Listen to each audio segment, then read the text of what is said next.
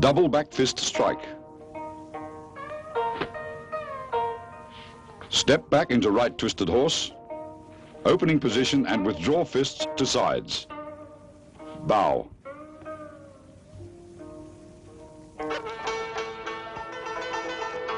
Mastery of the tiger and crane form will come only after intense training, time, and dedication.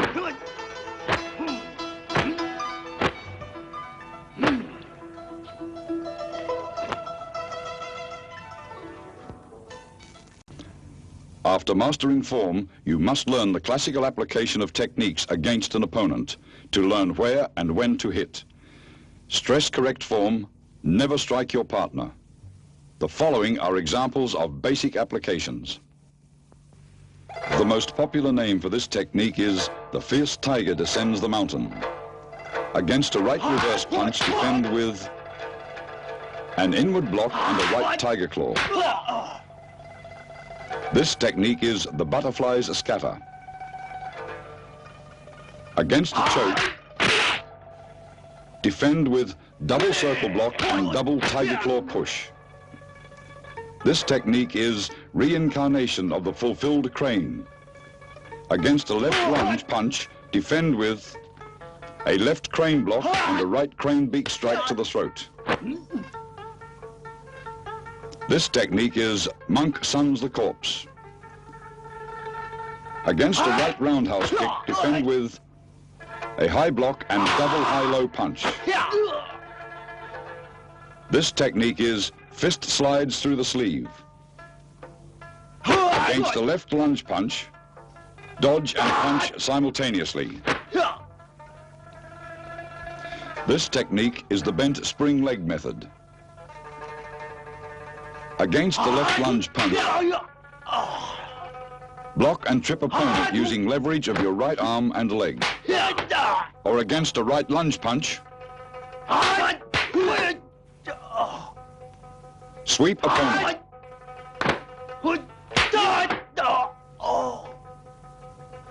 This technique is the flying crane perches on one leg. Against a two-arm grab, defend with a double crane block, then knee opponent. This technique is a pair of flying butterflies. Against a right front kick, defend with a left low block and a right uppercut to the groin. This technique is the dragon hides and the tiger leaps. Execute a double leopard paw. As your opponent blocks, he is open for your kick. There is a vast difference between practicing self-defense and actually fighting. Fighting is unpredictable and violent. For classical Kung Fu to be effective, it must be adapted for modern defense by keeping techniques practical, simple, and direct.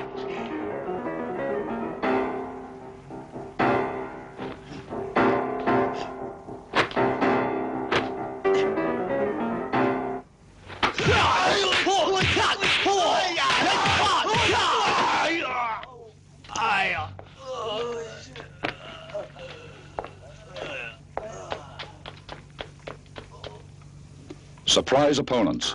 Initiate attack with a front kick to the stomach. Crane head strike to face. Snap your wrist to increase power.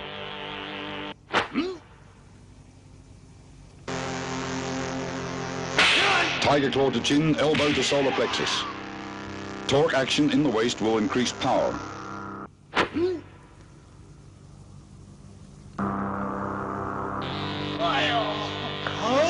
Block, then uppercut to groin. Your force should drive through the target.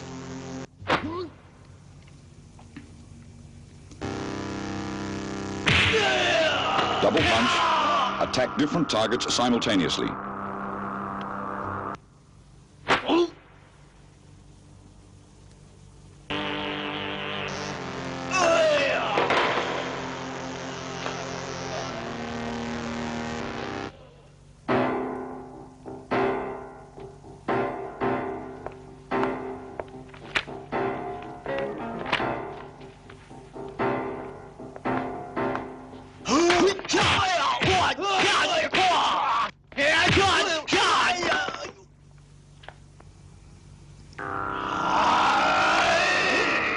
Must hit the solar plexus.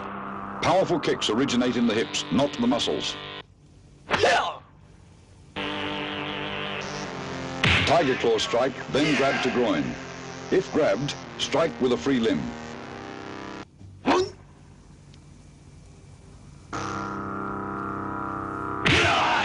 Crane strike, tiger claw thrust to the face. Springing off the leg increases power.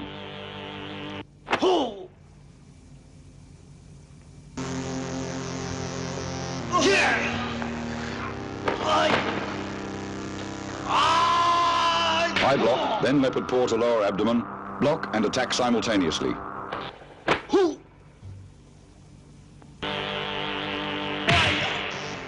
Leg sweep. Stun the opponent before attempting a leg sweep.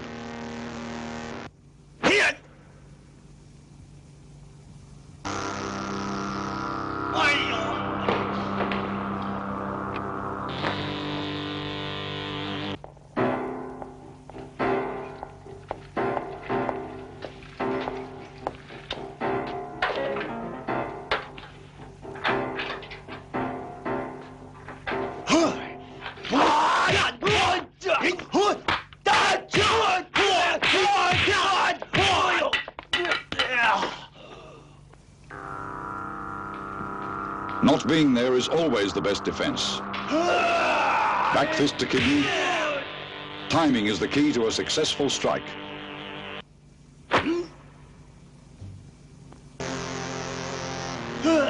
Uppercut to lower ribs. Never waste an opening or chance to hit.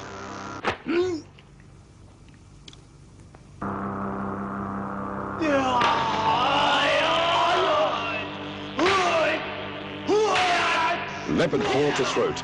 Some targets may require controlled force.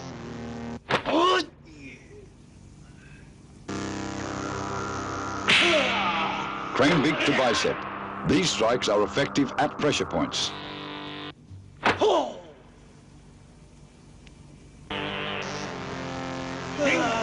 Grab behind the head and knee to the stomach.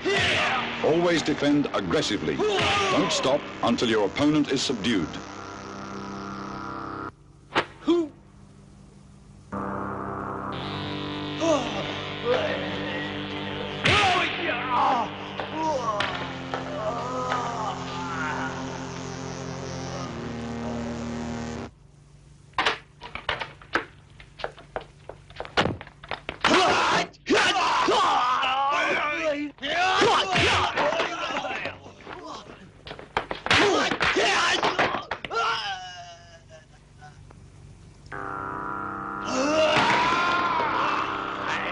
Tiger claw to jaw.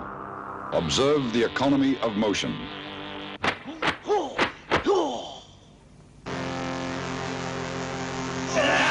Tiger claw to throat, then choke. Several techniques may be contained in one move.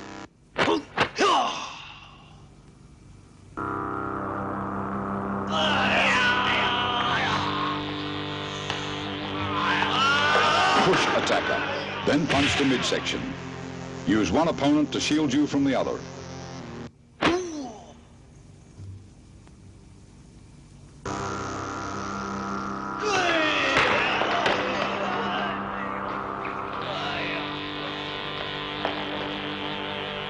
Use your coat to entangle a knife arm, then execute a leg throw.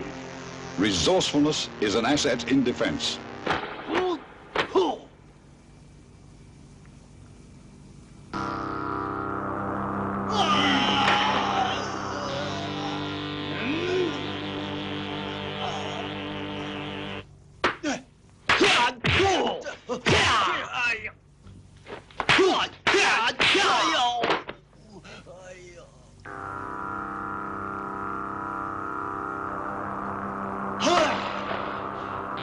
Crane head strike to the face. Tiger claw push. Pushing creates a gap for kicking.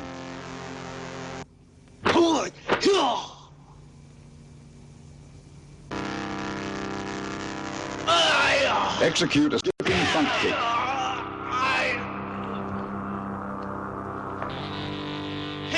Forearm block. Block only if you can't dodge an attack.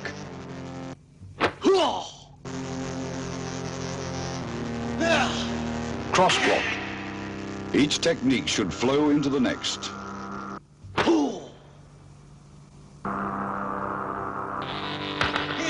Back fist to the face. Be adaptable. Combat has no rules.